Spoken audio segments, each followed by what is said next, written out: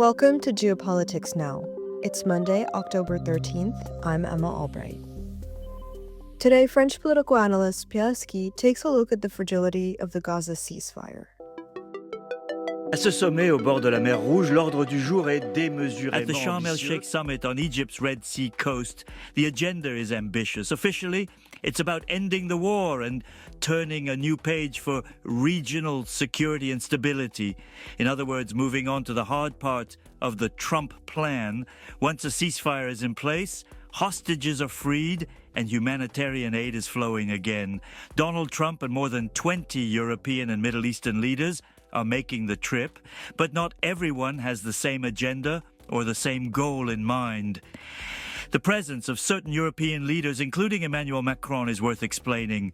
One might have expected the Americans and Israelis to keep Europe at arm's length, given their strong opposition to the Franco-Saudi initiative at the UN, an effort to revive the two-state solution that both Washington and Jerusalem are keen to avoid.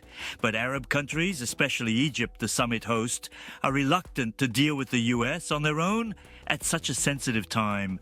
Despite their limited influence, the Europeans are seen as a necessary counterbalance to help ensure that the post-war future of Gaza respects shared principles. Can an agreement be reached? D'abord, qui va diriger Gaza Trump's dans plan l'après-guerre? falls short on at least 3 points. First comes the question of who will govern Gaza once the war ends, and who will be responsible for disarming Hamas. This is the central issue. Then there is the matter of the West Bank, which is notably absent from Trump's plan. The most difficult challenge, however, is ensuring security in a territory devastated by 2 years of conflict. On Sunday, a Palestinian journalist was killed by armed militias, while Hamas fighters, newly re-emerged, were reportedly hunting suspected Israeli collaborators. Without the rapid deployment of the International Stabilization Force envisioned in the plan, chaos seems inevitable. But what will the mandate of this international presence be? To support a Palestinian force that does not yet exist, or to impose order itself? And who will disarm Hamas, which has announced that it refuses to surrender its weapons as long as Israel occupies part of Gaza? As we can see, it is incredibly complex. Can an agreement be reached? Alors la France et ses partenaires arabes vont tenter de pousser... France and its Arab partners hope to revive the UN plan adopted this summer, which sets out a path toward a Palestinian state. But that vision clashes with American priorities, and even more so with those of Benjamin Netanyahu's government in Israel. For the past 2 weeks, Paris has been praising Trump's plan, hoping to nudge it closer to the Franco-Saudi vision, especially by restoring the Palestinian Authority, which, even weakened, represents a link between Gaza and the West Bank.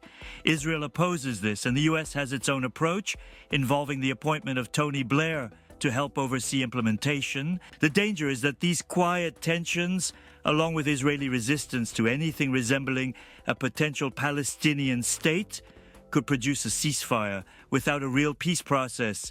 This is a recipe for future disaster. Once the initial relief of a war-free period and the release of hostages fades, the region's underlying complexity is almost sure to rear its head again. La complexité de la situation risque vite de reprendre ses droits.